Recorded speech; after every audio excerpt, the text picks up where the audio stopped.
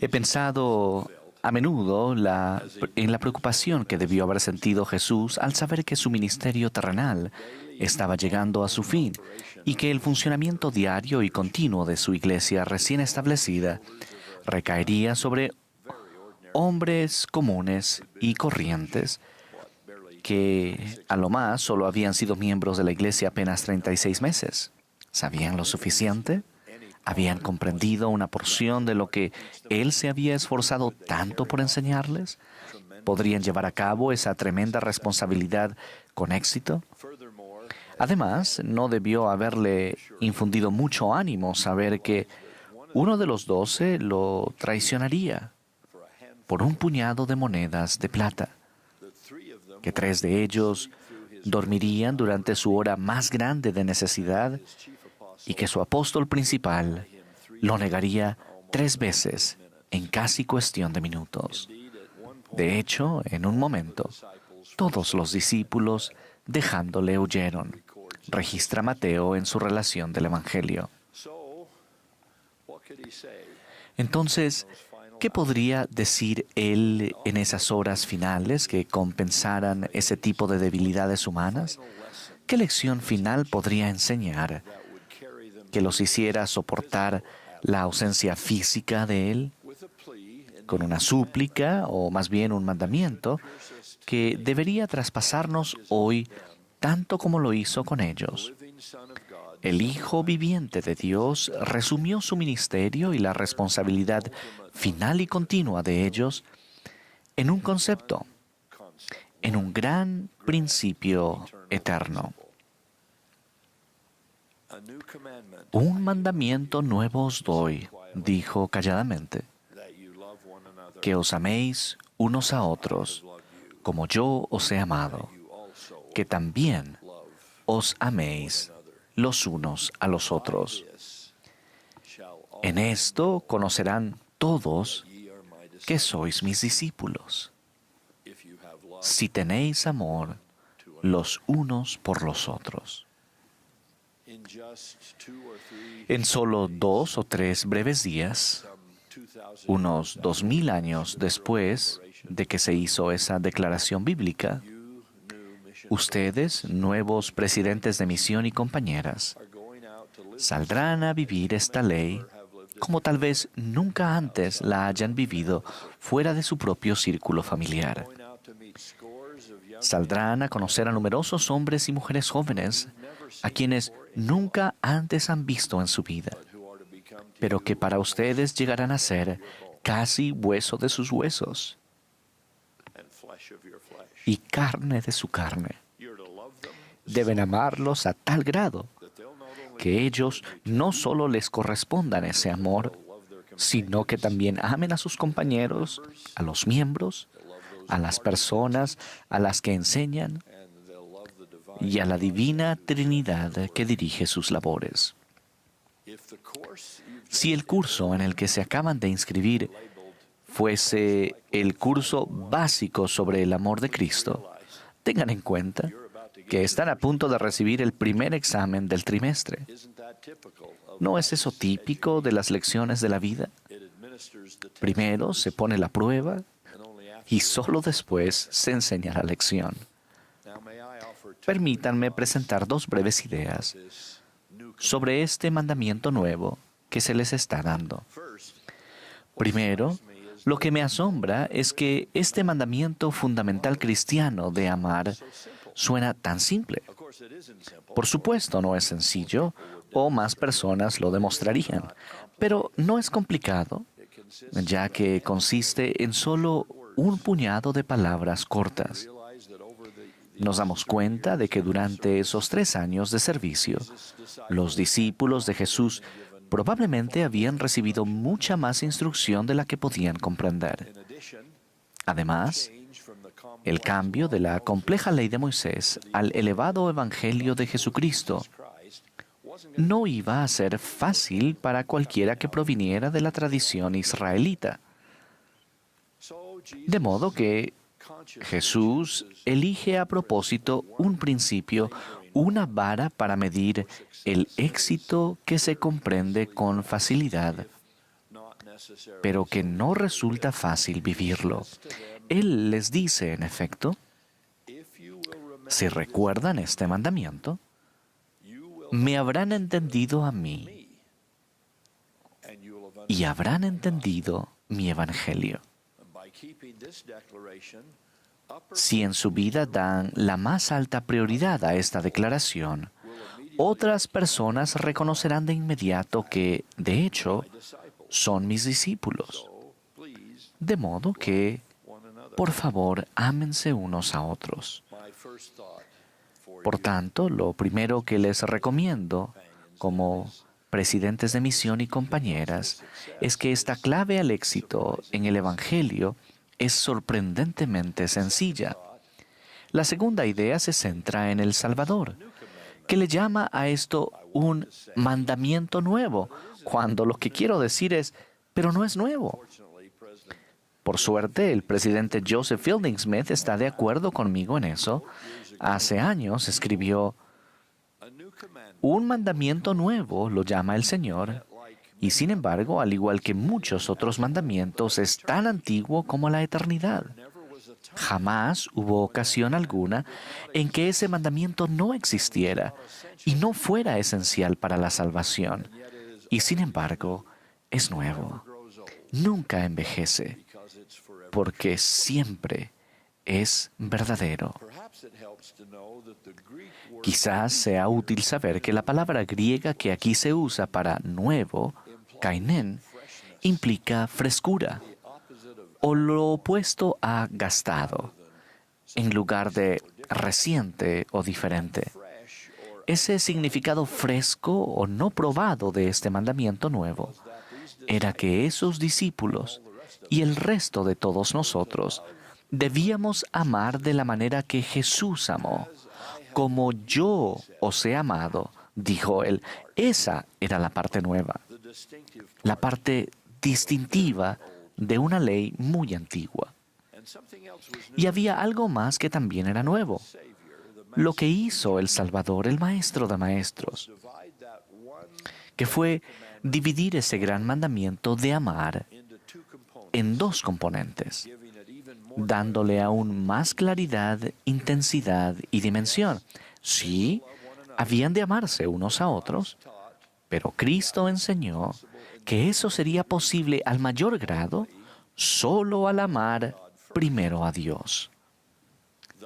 Por tanto, podía hablar del gran mandamiento como los dos grandes mandamientos, ninguno de los cuales estaría completo sin el otro. El presidente Howard W. Hunter lo destacó con gran elocuencia. Dijo que este llamamiento majestuoso, que este llamado majestuoso y general de amarse unos a otros era una reformulación clara, concisa e inconfundible de todos los mandamientos, resumiéndolos en dos simples amonestaciones: ama al Señor y ama a tu prójimo. Luego explicó cómo ambos se refuerzan y se convierten en uno. Esto es lo que él escribió. Aquel que ama al Señor con todo su corazón es el que no ama nada comparado con Él y que está dispuesto a renunciar, hacer o padecer cualquier cosa para agradarlo y glorificarlo. Aquel que ama a Dios con toda su alma es el que está dispuesto a dar su vida por Él y a privarse de las comodidades del mundo para glorificarlo. Aquel que ama a Dios con todas sus fuerzas es el que pone todo el esfuerzo de su cuerpo y alma al servicio de Dios. Y aquel que ama a Dios con toda su mente es el que se dedica a conocer a Dios y su voluntad, quien ve a Dios en todas las cosas y lo reconoce en todas las formas. Por tanto, el amor por nuestro prójimo nace de nuestro amor por Dios como su fuente de origen. Debido al malentendido de la sociedad actual en la que algunos aparentemente quieren vivir el segundo gran mandamiento, mientras abiertamente descartan el primero, permítanme hacer una pausa en la última línea que acabamos de citar del presidente Hunter. El amor por nuestro prójimo nace de nuestro amor por Dios como su fuente de origen. Esa perspectiva es crucial, absolutamente crucial, nueva, podríamos decir, para comprender los dos grandes mandamientos. Durante su ministerio, Cristo constantemente dejó en claro su lealtad inquebrantable, su obediencia total y su relación singular de amor hacia su Padre. De hecho, ese vínculo inquebrantable que el Salvador tiene con el Padre es una de las cosas más dulces de las Escrituras que ha nacido en mí en los últimos años. En su juventud, Jesús dijo que le era necesario estar en los asuntos de su padre y no quiso decir el oficio de carpintería de su padrastro. Constantemente acudía a su verdadero padre en oración. Dijo a la gente que solo hacía lo que había visto hacer a su padre y que enseñaba solo lo que había escuchado a su padre enseñar. Podía tolerar mucho, pero le indignó la profanación de la casa de su padre. Cuando deseaba unidad, oró para que los 12 fueran uno con el Padre, tal y como Él y el Padre ya eran uno. En Getsemaní, dijo que se debía hacer la voluntad del Padre, no la suya. Al final, en el Calvario, su alivio definitivo se expresa en la humilde frase: Padre, en tus manos encomiendo mi espíritu. Quizá estoy destacando algo que es obvio para todos, pero amar como Cristo amó, como yo os he amado, es amar al Padre más que nada, obedecerlo hasta el final y en ello encontrar la motivación divina para amar a nuestro prójimo como a nosotros mismos. Esa era en verdad una idea nueva. Como señalé antes, ahora ustedes tendrán la oportunidad de amar a tal grado que nunca antes habían experimentado fuera de su propio círculo familiar.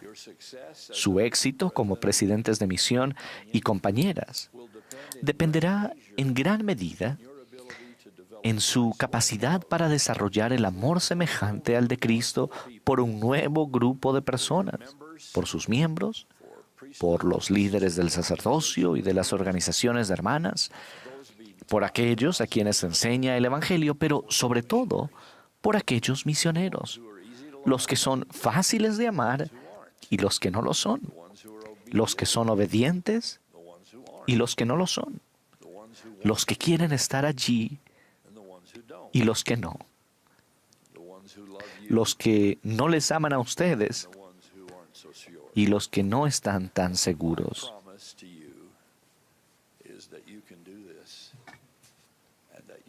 Les prometo que lo pueden hacer y que lo harán. De hecho, descubrirán que nunca supieron que en su corazón hubiese tanto lugar para tanta gente.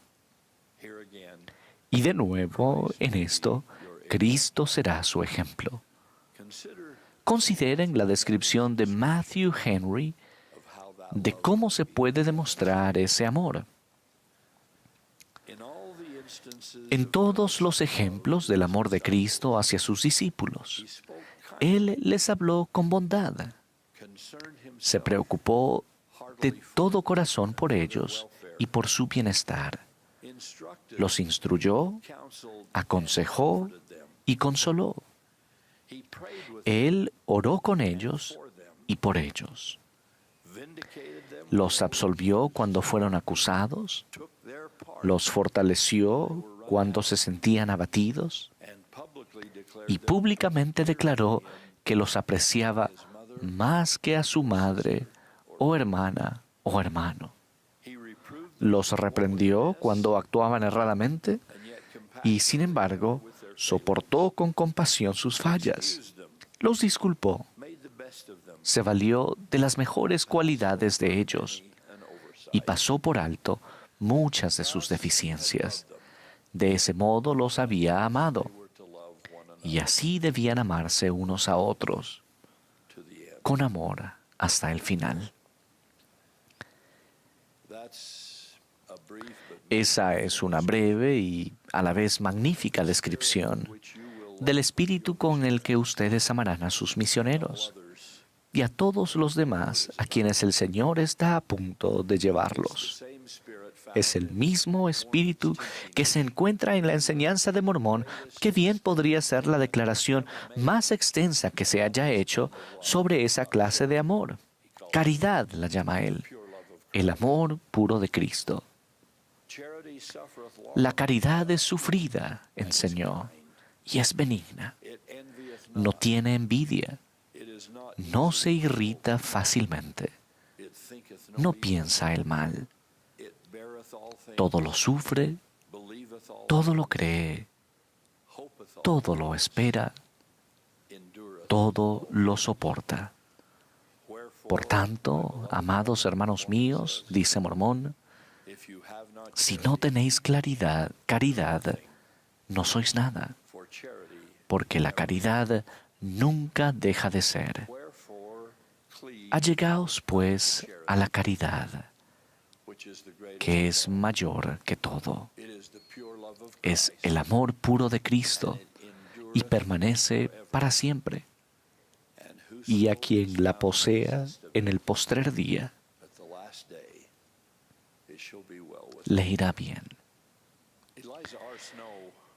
Eliza R. Snow informó una vez de un discurso que pronunció el profeta José, en el que usó como texto esos versículos, y su equivalente del Nuevo Testamento, Primera de Corintios, capítulo 13. En ese sermón, José dijo: si desean hacer lo que hizo Jesús, deben ensanchar su alma hacia los demás. Deben sobrellevar las debilidades mutuas, como el Padre indulgente tiene paciencia con las flaquezas de sus hijos, dijo. Dejen que se ensanche su corazón hacia los demás, continuó José. Deben ser longánimes y sobrellevar las faltas y los errores del género humano. Cuán preciosas son las almas de los hombres.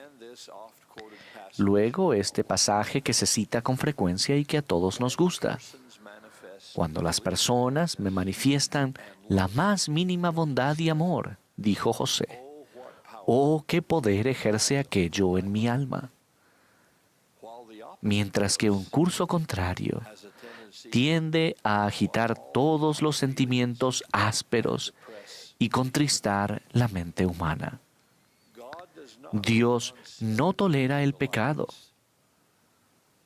mas cuando los hombres han pecado, debe haber tolerancia hacia ellos. Cuanto más nos acerquemos a nuestro Padre Celestial, tanto más disposición habrá en nosotros de sentir compasión hacia las almas que estén pereciendo. Sentimos el deseo de llevarlas sobre nuestros hombros y dejar atrás sus pecados. No debe haber licencia para el pecado, pero la misericordia debe ir de la mano de la reprensión. Ustedes tendrán muchas oportunidades de amar a hombres y mujeres jóvenes extraordinarios de esta manera. Sus corazones se ensancharán hacia sus misioneros y tendrán mucha práctica con la longanimidad. No podrán ver el pecado con el más mínimo grado de tolerancia. Pero al igual que nuestro Padre Celestial, una y otra vez tendrán que tener en cuenta las flaquezas de la juventud y de vez en cuando decir que hicieron qué. Al final, querrán llevar a esos hombres y mujeres jóvenes sobre sus hombros y dejar atrás sus pecados. Presidentes y compañeras, hermanos y hermanas, hoy es 26 de junio de 2020. Hoy, hace 176 años, el profeta José, su hermano Hyrum Smith y otros 5 prisioneros fueron trasladados de una reducida celda de la planta baja a una habitación más grande en el piso superior de la pequeña cárcel de Carthage, Illinois. 3 de esos prisioneros serían liberados ilesos a la mañana siguiente, pero para José y Hyrum fue la última habitación que habitarían en la mortalidad esos 2 magníficos hermanos. Al día siguiente, 27 de junio de 1844, serían asesinados a sangre fría, cada uno con 4 balas, algunas de las cuales fueron disparadas después de que ellos yacían muertos. La noche antes del asesinato, el 26 de junio de 1844, Hyrum volvió a abrir el libro de Mormón, quizás otra vez en el capítulo 12 de Éter, donde había estado leyendo. En ese momento tenebroso, en aquel lugar oscuro, leyó sobre la gracia salvadora de la caridad, incluso contra aquellos que podrían imponer injusticia, violencia y muerte. Y sucedió, dice el pasaje de Moroni, que le imploré al Señor que diera gracia a los gentiles para que tuvieran caridad. Y aconteció que el Señor me dijo, si no tienen caridad, es cosa que nada tiene que ver contigo. Tú has sido fiel. Por tanto, tus vestidos estarán limpios. Y ahora me despido de los gentiles, sí, y también de mis hermanos a quienes amo, hasta que nos encontremos ante el tribunal de Cristo, donde todos los hombres sabrán que mis vestidos no se han manchado con vuestra sangre. Ese testimonio ofrecido en esas circunstancias, leído en la víspera de la muerte, es una de las 10,000 razones por las que sé que el libro de Mormón es verdadero. Nadie, ninguna persona que estuviese a punto de enfrentar a su Creador, abriría un libro de su propia creación, buscaría consuelo eterno en él y lo citaría como el último testamento que darían sobre la tierra. Ellos no dicen qué broma han gastado. No se ríen de cuántas personas han engañado. No sonríen burlonamente y afirman que el cuento ha terminado, que es el fin de la parodia. No. Con el libro de Mormón en sus manos y una expresión de caridad en sus labios, estos 2 se preparan para comparecer ante el tribunal de Cristo. Cada elemento de esta trágica experiencia proclama la verdad. La verdad. la verdad. Los testadores ya han muerto y su testamento está en vigor. Sus prendas aún están sin mancha. Nadie tiene mayor amor que este, que uno ponga su vida por sus amigos. De seguro, José y Hiram amaban al Señor. Hermanos y hermanas, es posible que no se les pida que den su vida como ellos lo hicieron, pero pueden amar al Salvador como ellos lo hicieron. Cuando vean este video, abran sus corazones y sientan el amor del Señor por ustedes. Permítanle que les susurre la forma de compartir ese amor con sus hijos.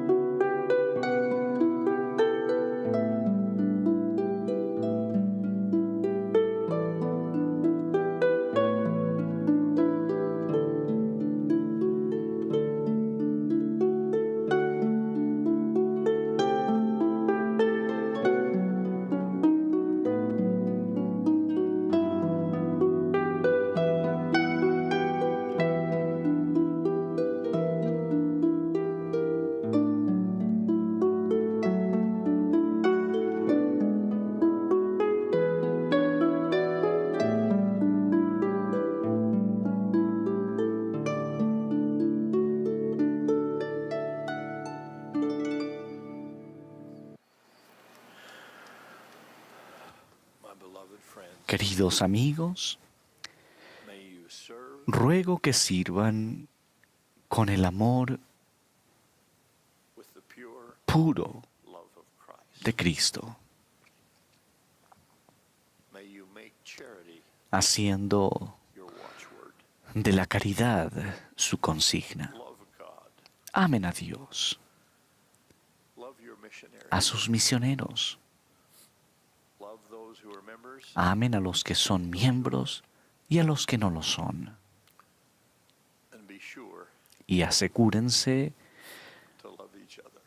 de amarse unos a otros, porque ciertamente nosotros los amamos a ustedes. En el nombre de Jesucristo. Amén.